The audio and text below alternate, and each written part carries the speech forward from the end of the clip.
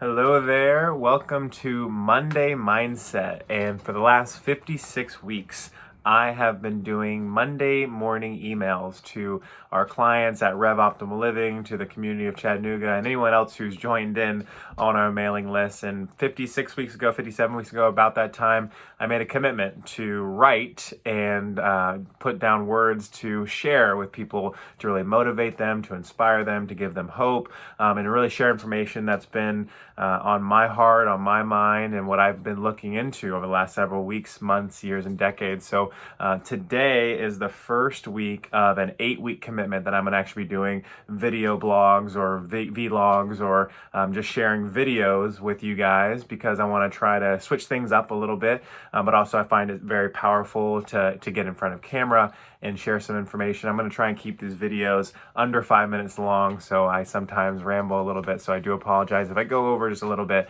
because I want to make them short. But today I want to talk about a couple different phases of looking at challenging situations. So I want to talk about reacting versus responding.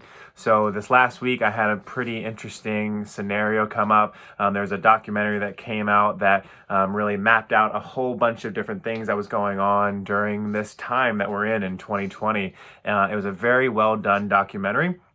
And it was definitely different than some of other narratives that are out there. And so it's a documentary to make your mind open up and look at things in a different way. Not saying one thing's truth or not truth, but just giving good information for people to discern and make judgments for themselves and for their health and for their livelihood of them and their family.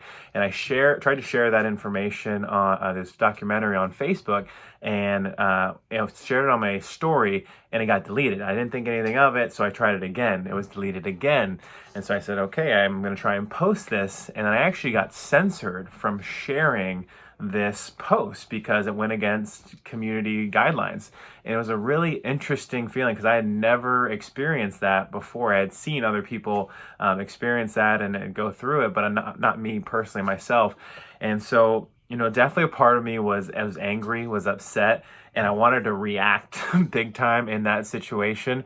But I decided to take a step back. I took a big deep breath, and I tried to respond appropriately and really share something. I shared an empowering message, and it reached a lot of people. It reached a lot of people that wanted to learn more about it and read through it, and listen to it. And it was a good overall thing. But I also had some pushback to it, and I also had some people that immediately kind of jumped down my throat, and it was kind of an interesting experience. So today I want to talk just a little bit about the two different ways to approach when you get challenged, when you have someone oppose you, when you have someone go against you, whether it be your spouse, whether it be your partner, whether it be your friends, your family, your kids, whoever it may be. We're going to have times in life where we are in opposition to someone else or some mass group of people that believe in a certain thing. We got politics, we got government, we got all different stuff, especially in today in 2020, that we can have opposing views. And the first level of understanding and consciousness when it comes to when you're opposed to something is to react. And what is that? That comes from our finite, that comes from our ego, that comes from these lower levels of survival where we're just running these patterns where we believe something so strongly that if someone says something, it triggers this response. We release neuropeptides and neurotransmitters. These hormones flood our body. And what do? We immediately just say something, the first thing that comes to our mouth. And I have definitely been known to react in my day, far less than I did before. But even first dating Monica and first several years of marriage, like she would say something, it triggered a response in me, and I would just react like not in a way that was loving or that was kind or that was good, and I would just say something, and sometimes I was right, but it never came out in a very powerful way. And so the second level then is to respond. And that's what we all want to do. Obviously, we all want to respond appropriately to people, places, things, and experiences that might come against us. So the very first step is taking a deep breath, being aware of what's happening, and coming from a loving and empowered place to share information with other people. And this is something that is not just done overnight. This is something that needs to be worked on. And I do believe the very first step is awareness of these patterns and beliefs that we have, and taking a step back. And when something happens in our life, not just jumping down the throat and sharing the first thing, but possibly seeing the other person's side of you, seeing that side and coming from a place of understanding and acknowledging that person. And I believe this is a very powerful thing, because then you can still share what it is that you believe and what you think is right. So that's the responding part of it. And I do believe we all need to practice that responding. And it's interesting that this happened. You know, I get on a monthly call with other chiropractors that do the work that we do with our mentor, Dr. Suki, and we were talking about this very kind of experience, and we were talking about the first two layers of understanding and consciousness, whether the first one's reacting, which 95% of people do in this world. The second one's responding. But actually the third level, and the level that I'm still working on, and that I believe we all should be working on, especially when it comes to the current situation that we're in our world and in the life that we're living, is really not reacting, not responding, but transcending what is actually happening, and transcending the need to share a point of view to try to convince someone else of something else, right? So it's all about seeing what someone has to say, not reacting, not even necessarily responding. Now, I'm not saying to ignore that person if the person is speaking directly to you, but why do we feel the need that we have to share something with someone else? Now, I do believe that there's things happening in this world that need to be shared so more people can understand, and more people can learn, and more people can make empowered decisions, because I believe we are being taken away the right to free speech and being able to discern information for various different reasons. And I'm not going to get into the reasons why that is.